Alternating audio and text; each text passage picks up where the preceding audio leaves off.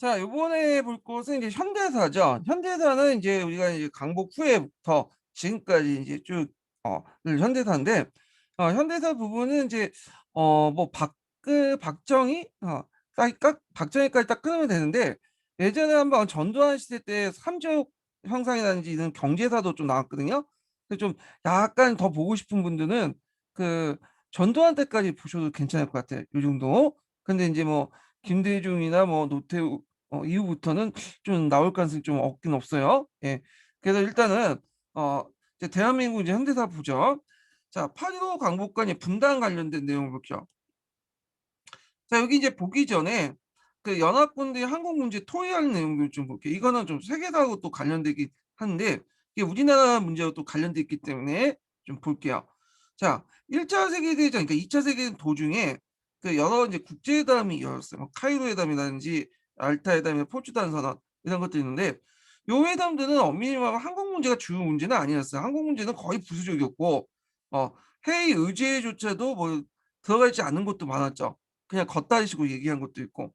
근데 이제 이건 우리나라 역사와 관련된 거니까 일단은 한국 문제 관련된 내용들만 이제 중심을 좀 볼게요. 자, 여기에서 이제 우리나라를 이제 독립을 약속한 최초의 국제회담이 있었어요. 이 회담이 카이로 회담이야. 카이로 회담. 그래서 거기에 이제 카이로 선언을 이제 반포했는데 거기에 참여했던 사람이 미국의 누즈베트, 영국의 철치, 중국의 장개석 같은 사람 있죠. 그래서 여기는 일본에 무조건 항복을 요구하고 그다음에 현재 한국민들이 노예 상태에 놓였음을 유의하여 적당한 시기에 한국의 자유독립 국가로 해방시키길 건의한다. 이렇게 했어요. 자, 한국 문제를 이제 뭐냐면 집어넣은 사람은 장개석이에요. 장개석이 이제 김구가 만나고 나서 그 카이도 회담 이전에 김구하고 회담을 했어. 그래서 김구가 이제 카이도 회담의 선언에 한국의 독립 문제에 대해서 좀 언급 좀 해달라, 확신 좀 해달라 약속을 했거든요. 그래서 이제 이렇게 언급을 했던 거야. 근데 여기에는 좀 볼 게 뭐냐면 적당한 시기죠. 적당한 시기. 그리고 여기는 안 나왔죠. 적당한 시기에 일정한 절차를 밟아서 라는 내용이 있어요.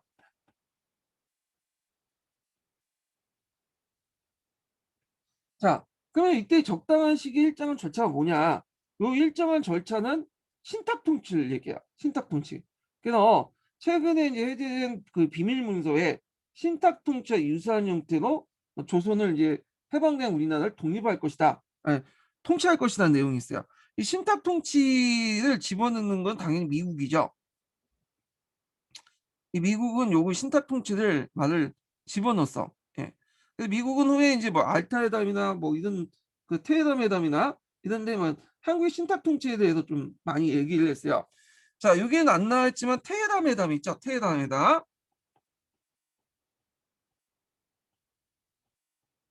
자, 테헤란 회담은 1943년에 12월 달에 개최한 건데 여기도 엄밀히 말하면 우리나라가 주요 문제는 아니었어요. 그 당시 이제 미국의 유럽 전선 참전 약속, 그러니까 제2전선 형성 관련된 서부 전선 형성 관련된 내용인데, 그때 이제 잠깐 쉬는 시간에 그 당시 이제 그 뭐냐면 루즈벨트하고 스탈린이 잠깐 얘기를 했었어요.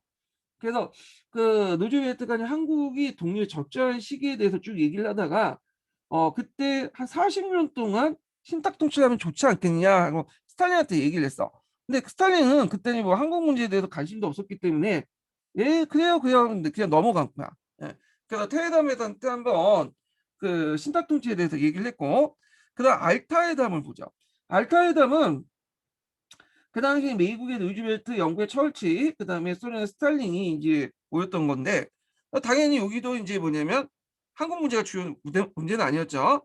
요때 주요 문제는 이제 전후 세계 질서 형성과 관련된 거죠. 예. 그리고 이제 소련의 대일 참전 같은 것들이 결정된 거야. 자, 그래서 이제 요거는 이제 비밀 회담이에요. 이 알타 회담은. 그래서 이제 요때도 잠깐 쉬는 시간에 한국 문제에 대해서 이제 좀 얘기를 했어요. 한국 문제를. 그래서 이제 이때도 마찬가지로 일정 기간 동안 신탁 통치가 결정이 됐어. 그래서 이제 누지메트하고 스탈린이 주요 내용이었는데 얘기 내용은 한국인들은 이제 누지메트가 자치 능력이 없다. 그래서 이때는 40년 내지 50년 동안 신탁 통치를 된다. 근데 스탈린이 이제 얘기가 그렇게 길게 하면 좀 문제가 있지 않냐. 5년 정도 하자. 뭐 그 정도 얘기야. 그 정도. 근데 이제 구체적으로 이제 신탁 통치 기간이 정한 거는 뒤에 모스크바 삼상회의에서 이제 결정된 거죠. 요 정도 이제 얘기만 나눈 거예요. 예, 여기에서는. 그래서 이제 이 정도 이제 해가 했고, 그다음에 포츠담 선언 같은 경우에는 이제 미국의 트루먼하고 영국의 원래 처울치인데 이제 정권이 바뀌어서 엔트리가 참여했고요. 그다음 루즈벨트가 죽었죠. 그래서 트루먼이 참가했고, 중국의 장개석이 이제 포츠담 선언에 참여했죠. 예. 요게 포츠담 회담하고 포츠담 선언하고는 좀 구분하세요. 포츠담 회담은 전후 이제 독일이 이제 패망할 때일 때는 독일이 항복하고 나서 독일 문제를 가지고 이제 참여했던 회의고, 그때는 미국, 영국, 소련 이렇게 참여했죠. 근데 이제 그때 또 포츠담 선언도 같이 했는데, 이때는 이제 소련은 빠지고, 왜냐면 소련은 그 당시에는 일본하고 이제 불가침 조약을 맺었고, 그 뭐냐면 정상적인 어떤 외교 관계가 있었거든요. 그러다 보니까 이제 소련은 좀 빠졌어. 비밀 외교 이렇게 빠지고, 그 다음에 이제 소련 일본과 직접 관련된 미국, 영국, 중국이 이제 했던 내용인데, 거기에 보면 일본군의 무조건 항복, 그 다음에 카이도 선언의 제외 조항이 이행되려 하며, 일본의 주권을 혼슈, 홋카이도, 큐슈, 시코쿠와 연합군이 결정한 작은 섬은 국한된다. 이렇게 하면서 한반도가 제외됐어. 그래서 사실상 암묵적으로 제 한반도의 독립을 약속을 한 거다. 이렇게 이제 보고 있죠. 그래서 이제 그 정리해서 보면 독립을 약속한 것은 카이도 선언과 포츠담 선언이고요. 그리고 신탁 통치를 논의한 거. 그러니까 테헤란 선언과 알타회담이죠. 그리고 이제 명시적으로는 이제 않지만 암묵적으로 이제 처음으로 적당한 시기와 적당한 절차로 일정한 절차를 거쳐서 한다는 그런 카이도 회담도 거기에 들어갈 수 있겠죠. 자, 그러면 38조선의 결정과 미국의 일반 명령 1호를 볼게요. 자, 소련이 일본에 이제 선전포고를 하죠. 그러니까 이제 불가침 조약을 이제 뭐냐면 연장을 거부하고 딱 끝나자마자 1945년 8월 9일 날 만주를 치는 거야. 소련군이.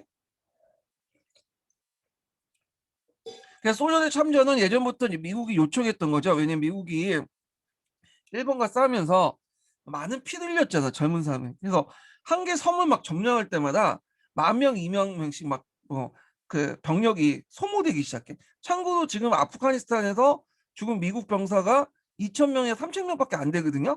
예, 그것도 많아가지고 지금 아프간에 철수하니 많이 하는데, 그 당시 뭐 유황도나 이런 데 공격하는데 한번 점령하면 10,000명, 2만 명 막 이렇게 죽어나가는 거야.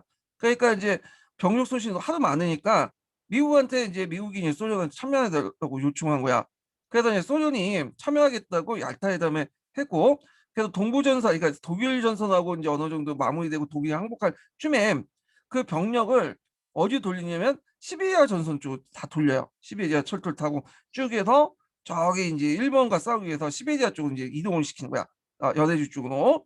자, 그리고 나서 딱 불가침 조약 시한이 딱 끝나는 날에 맞춰갖고 연장을 거부하고 그 다음날 공격해요. 8월 9일 날. 자, 근데 이제 이때 이제 만주에 있었던 일본 군은 강동군이라고 있었는데, 강동군이 예전에 강동군이 아니었어요. 왜냐면 많은 병력들이 대부분 아시아 전선, 동남아시아나 중국 전선 이렇게 빠져나갔거든요. 그러다 보니까 거기에 있는 부대들은 거의 그 상급 정도, 삼성권 부대밖에 안 되는 거야. 그러니까 이제 막 만주는 이제 쉽게 점령하고 한반도까지 들어오죠. 한반도까지 들어오고 개성까지 이제 들어오게 됐다고 해요.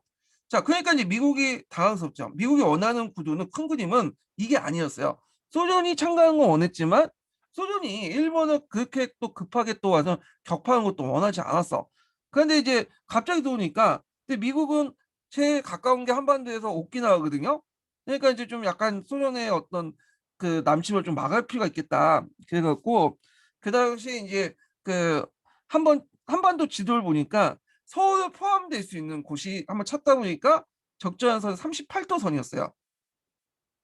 그래서 서울은 우리가 좀 먹고, 그리고 그 북쪽은 소련한테 떼주자 해가지고, 떼준 것도 아니죠. 일단 소련의 남하를 막기 위해서 소련 스탈린이 38도 선을 제안했어. 근데 처음에 안 들어줄 줄 알았더니 그냥 스탈린이 오케이 하면서 받아들였어요. 예. 그래서 왜 받아들였냐? 그거에 대해 지금까지 여러 가지 의문점이 있는데, 스탈린은 그 당시 일본의 홋카이도를 먹으려고 했어요. 홋카이도를. 그래서 내가 이제 38도선을 좀 들어주면 미국이 효과를 떼줄 것이라고 생각을 해가지고 이렇게 38도선을 받아들였는데 미국 안 떼어줬죠. 예, 거부를 해버렸죠. 근데 이때 38도선은 뭐냐, 어떤 의미였냐? 이거는 어떤 이제 남북 간의 어떤 단독 정보를 수집하기 위해서 만든 게 아니라 일본군을 무장해제하기 위한 어떤 군사 분계선을 의미했어. 그래서 38도 북쪽은 소련이 무장해제하고 38도 이남은 미국이 무장해제를 하자. 그래서 이제 이렇게 정해놓고 이걸 이제 나중에 이제 메가더 사령부에서 일방명령 제1호로 세상을 공포했죠. 세상에. 자, 그런 식으로 해서 38도선이 정해진 거야. 근데 이제 후에 이제 남북한의 어떤 정세가 변하면서 냉정 체제가 가속화되면서 이 38도 선이 곧 남북한의 분단선으로 바뀌게 되는 거야. 원래는 무장해제 선에 불과했는데, 자, 그래서 이제 이렇게 해서 한번 좀 얘기를 해봤고요. 자, 그러면 관련된 이제 그 이제 본격적인 7차 교과서를 한번 읽어볼게요. 자, 7차 교과서 몇 페이지 펴보시냐면요. 자, 267페이지 펴보세요. 267페이지.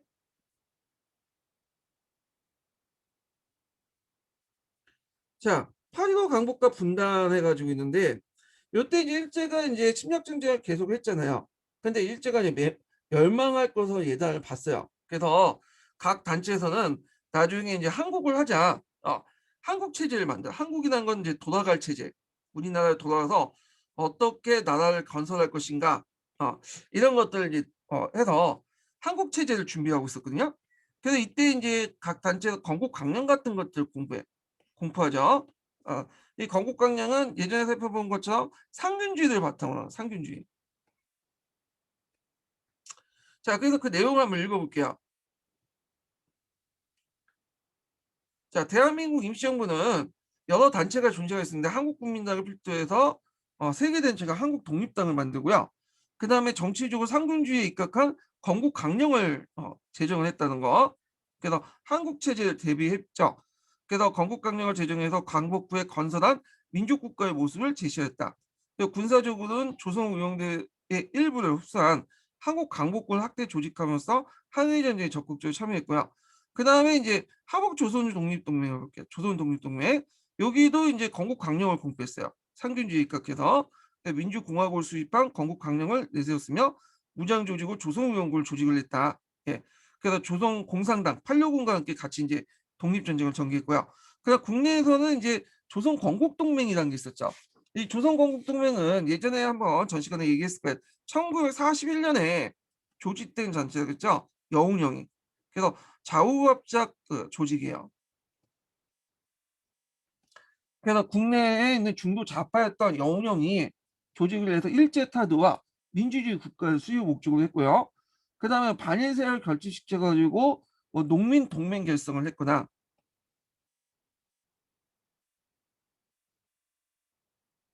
그 다음에 보강단을 조직해서 공출, 징용, 징병 같은 것들을 반대했어.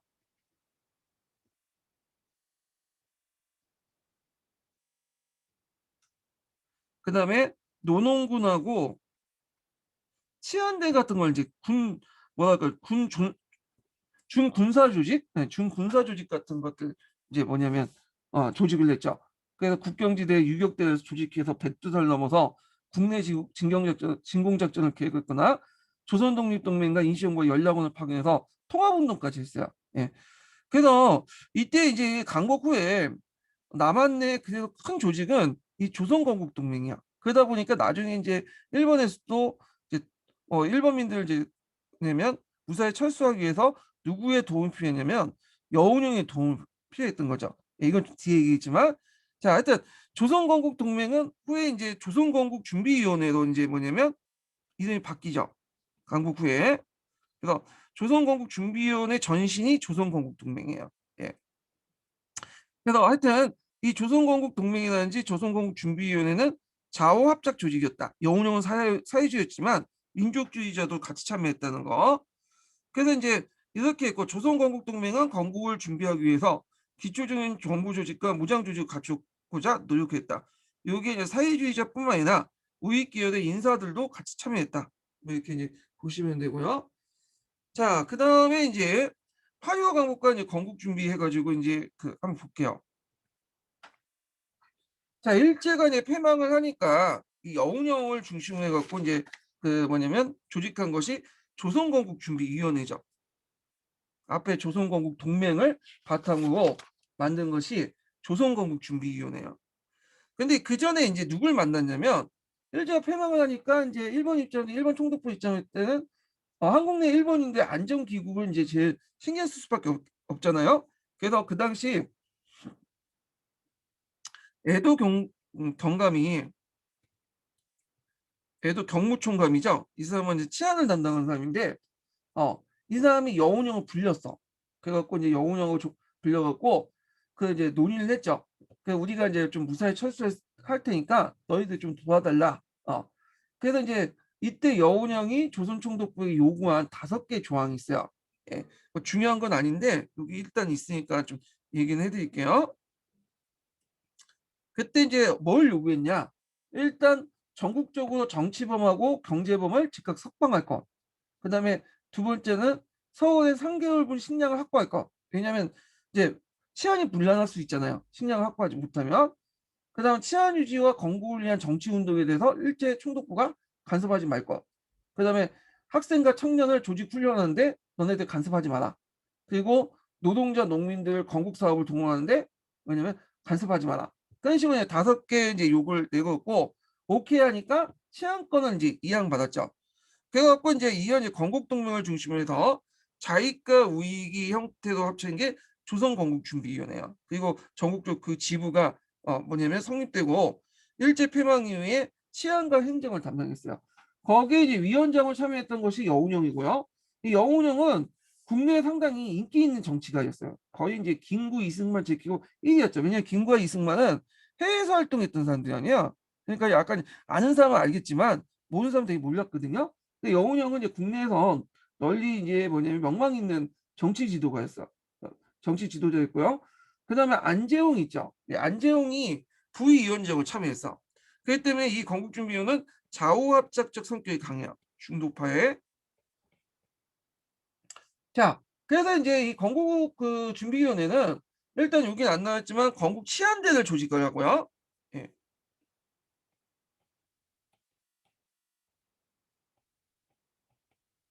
그다음에 식량대책위원회를 설치하죠.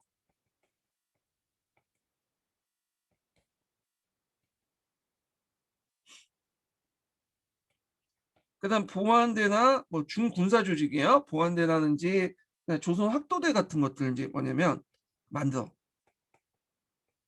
네. 그리고 거기 이제 지방 지부를 이제 조직을 했는데 나중에 이 지방 지부들이 뭘로 이제 개편되냐면 이게 조선인민공화국이 이제 만들어지면서 인민위원회로 개편돼요.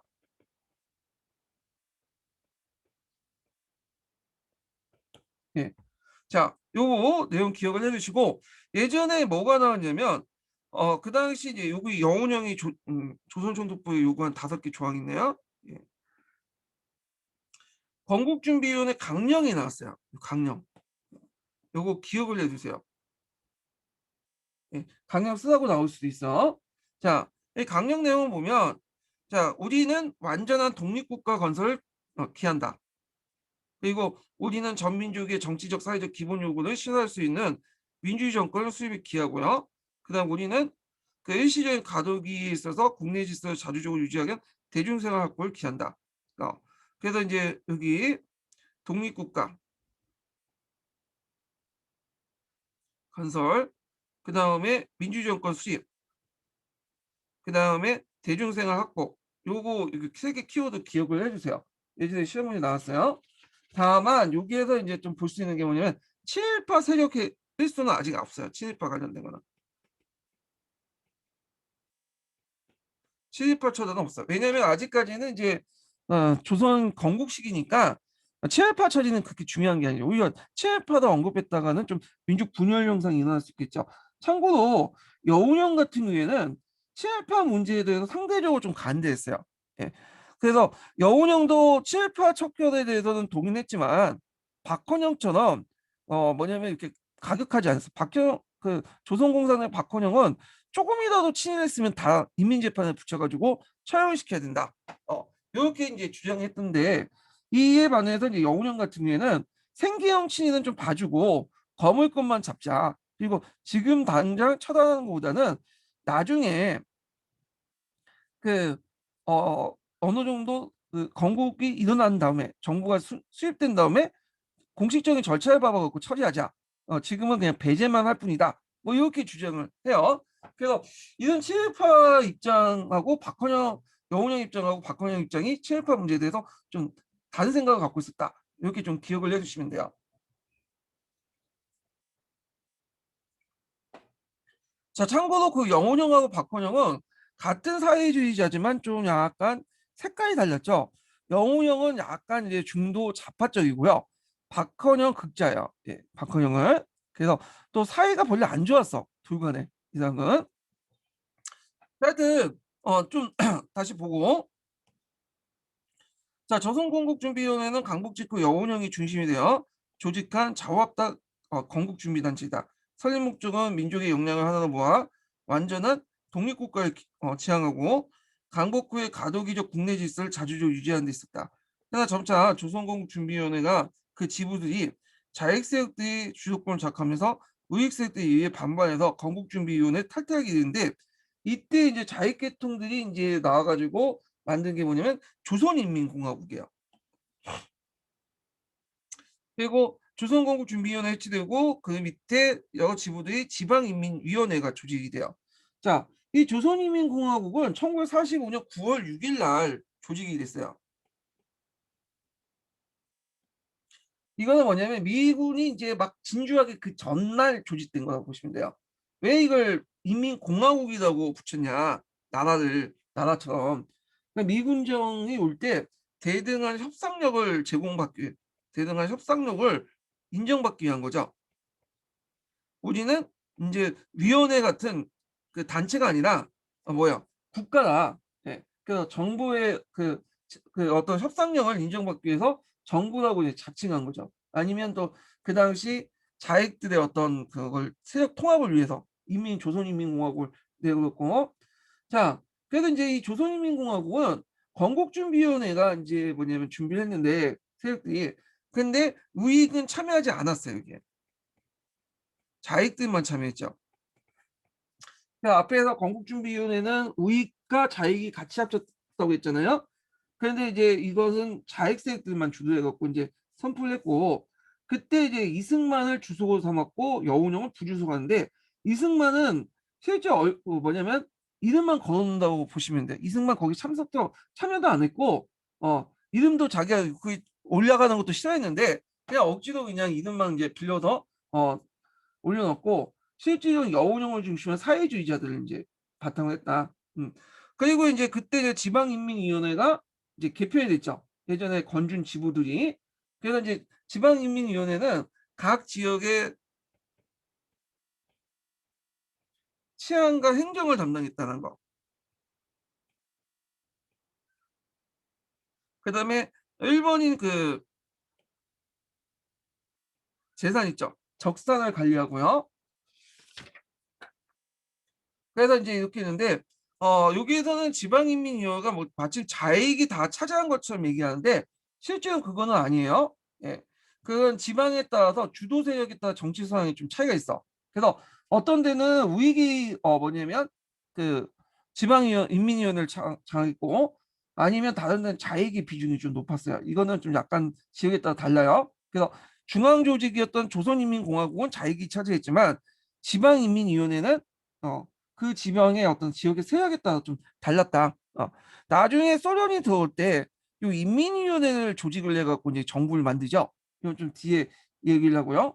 그래서 이 조선인민공화국은 이제 뭐냐면 뭐 정치적, 경제적 완전한 자주독립국가 건설, 그다음에 일제 제국주의 봉건적 잔재 세력 일소, 그다음에 노동자, 농민 및 기타 일제 대중생활의 급진적 향상 등등을 강령으로 내걸었다는 거.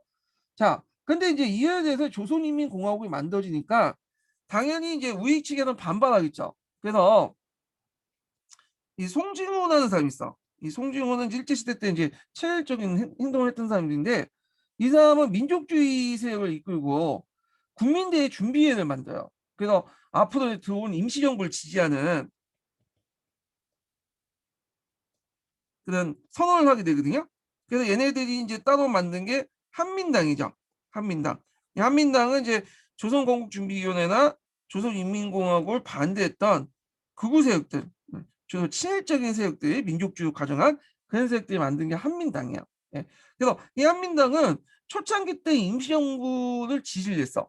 예, 임시정부를. 예.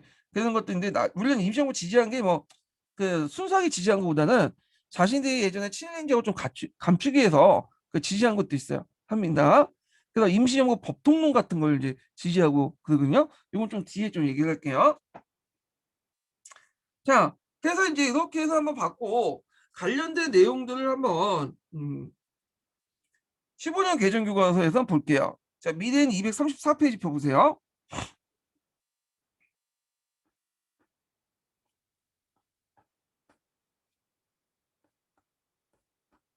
아, 이게 좀 뒤에서 한참 넘어가야 되네요.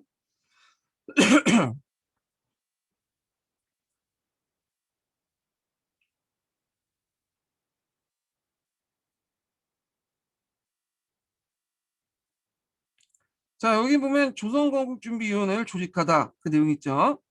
자, 여기 하기 전에 이제 첫 번째 인증번호 알려드릴게요. 첫 번째 인증번호는 22번이에요. 첫 번째 인증번호는 22번입니다. 자, 조선건국준비위원회를 조직하다. 자, 1945년 8월 15일 날 일제항복과 함께 한국은 강복을 맞이했다. 자, 강복은 지난 수십 년간 예국 선원들이 피땀 흘려 독립운동을 전개한 결과이다. 자, 그 다음에 연합군은 이러한 노력을 인정하여 이미 카이로 선언과 포츠단 선언에서 한국 독립을 약속했다. 그 얘기를 앞에서 언급했죠. 자, 그렇지만 강복은 연합군들이 제2차 세계대전 승리함으로써 얻은 결과이기도 했기 때문에 한국의 진료는 미국, 소련, 연합군의 결정에 영향을 받았다. 그러니까 우리가 이제 2차 세계대전 때 열심히 노력을 했긴 했지만 직접적으로 뭐냐면 참여한 건 아니었어요. 그러다 보니까 이게 이제 그 전후에 우리가 목소리를 높일 수 있는 우리 문제를 해결하는데 목소리를 높일 수 있는 어떤 카드들 가 없었다는 거죠. 예. 이런 것들이 좀 안타까운 일이죠. 자, 강복당의 한국인대 봉기를 우려한 조선총 독분은 민족 지도자 승명받은 영운형과 접촉하여 행정권 이양을 교섭을 했고 이때 이제 영운형이 5개 내용을 내걸었죠. 그 밑에 보면 이제 여기 있죠. 정치부 경제부 석방과 뭐 서울대 3개월 식량하고 시연유지와 건국운동 위한 정치운동에 간섭하지 말고 학생과 청년을 조직하고 훈련하는데 간섭하지 말고 자 노동자 농민 건국사업을 동원하는데 간섭하지 말 것 이렇게 이제 약속받고 그다음에 안재홍과 함께 좌우의 독립운동세를 모아서 조선건국준비위원회 건준을 준비했죠. 자, 그래서 이제 이런 내용들 기억을 해두시고 그 옆에 이제 조선건국준비위원회 강령이 있어요. 자, 강령 3가지 꼭 기억을 해두세요. 우리는 완전한 독립국가 건설, 민주주의 정권 수립, 그다음에 국내 질서를 자주적으로 유지하는 대중생활 확보 이런 것들을 읽었다. 자, 그 다음 단락은 이제 건준의 활동 내용 있죠. 자, 건준은 전국 각지에 지부를 두고 치안대를 조직하여 질서를 유지하는 데 힘썼고요. 그리고 이제 미소가 38도선을 건너서 남북을 나눠 점령했다는 사실을 안 조선 총독과 행정권 이양을 부정하고 원래 약속을 했죠. 다시 이제 경찰서 방송국을 다시 빼앗아 갈등을 빚기도 하였다. 자, 이후 이제 자익세력 등 미국의 진주에 준비해서 건주를 해체하고 조선인민공화국을 수입하고 이때 주석은 이승만, 부주석은 영운형을 선임했으나 이승만 취임을 거부했다. 이승만은 그냥 자기가 원하지도 않은데 갖다 이름을 붙인 거야. 왜냐면 이승만이 좀 약간 그 당시에는 좀 인지도가 있었기 때문에 갖다 붙인 것 같아요. 그 옆에 이제 보면 자 중도 좌파하고 중도 우파로 구성된 조선건국준비위원회는 조직을 내세웠죠. 예. 자, 근데 이 안정과 그 영운형이 같이 했는데 나중에 자익이 건준의 주도권을 장악하면서 안재홍 등 우익은 탈퇴했어요. 이 사람들은. 자, 그래서 우익들이 이제 만들어가지고 만든 당이 한민당이죠. 한민당은 건준이나 그 다음에 조선인민공화국을 부정하고 만든 당이야. 그래서 이 한민당은 임시정부 법통론 같은 것들을 이제 강조했다고 했죠. 예, 기억을 해두시면 될 것 같고요. 자, 그 다음에 이제 해낭교과서 볼게요. 해낭교과서 232페이지.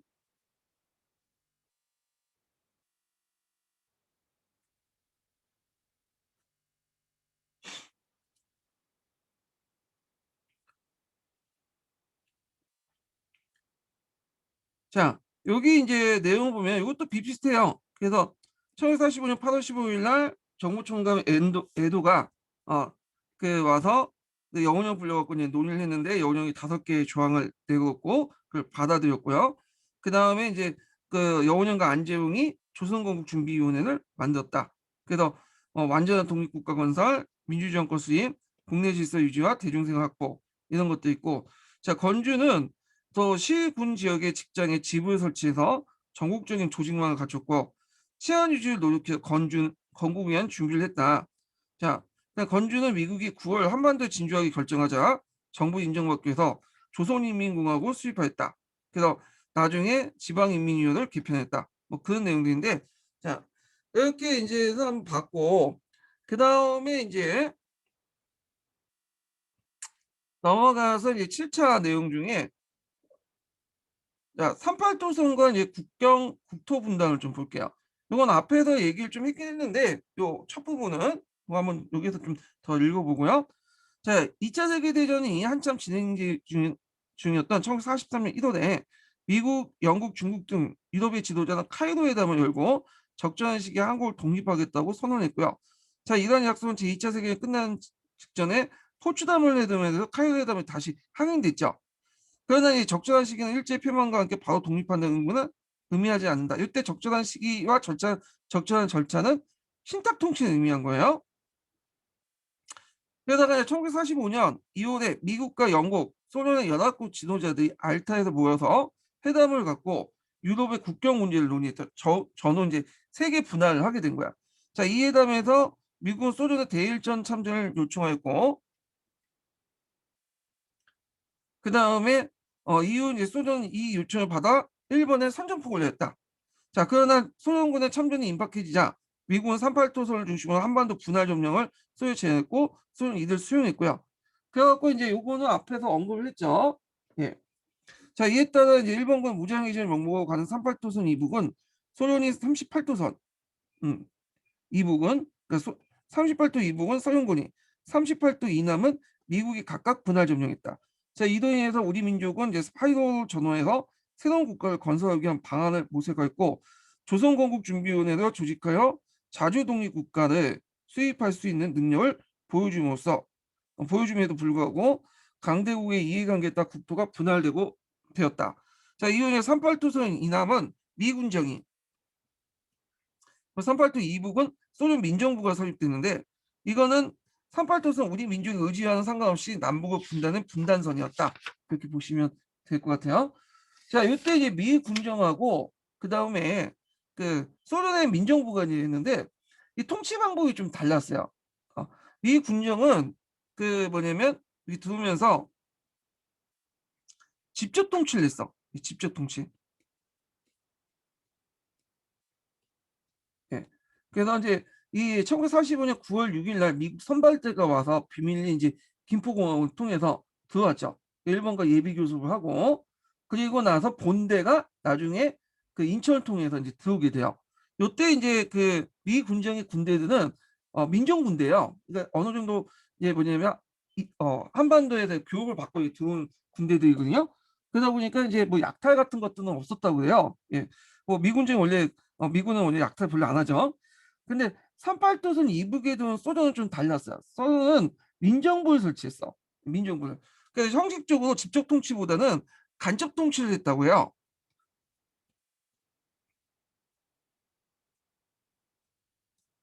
네. 그래갖고 인민위원회를 내고 해갖고 간접 통치를 했어. 간접 통치를.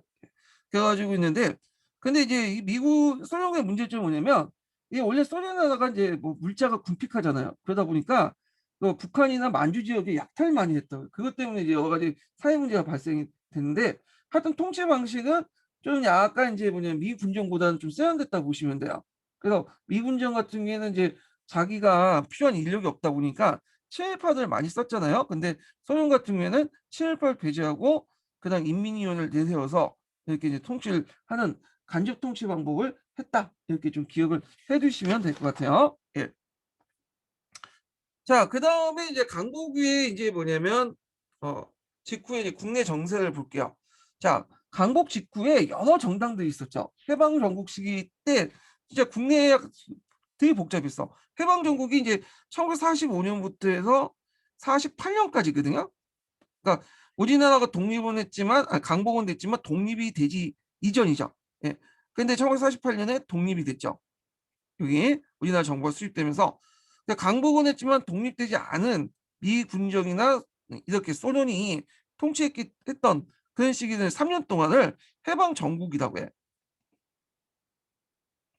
근데 해방 정국 때 북한 같은 경우에는 정치적으로 상대적으로 안정됐다고 해요. 왜냐면 김일성이 이제 장악을 했던 거고. 근데 남한은 되게 뭐냐면 불안전했죠. 좌우익 정당 간의 어떤 다툼들이 되게 많았어. 그래서 그때 이제 우리의 소원의 통일이라는 노래 있죠. 우리의 소원 통일. 그 노래가 요때 남북한의 통일을 위해서 만들었던 건 아니고 좌우익 간의 대립이 너무 크니까 그걸 통일하자. 그런 의미에서 처음 만들었다고 그래요. 그만큼 되게 혼란한 시기였다. 그래서 이 해방정국 시기 때 남한 정치 사안 관련된 내용이 기출문제에 많이 나와요. 그래서 각 정당의 특징들 이런 것들 좀 기억을 해 두셔야 되는데 요거는 좀 쉬었다가 이제 진행을 하겠습니다.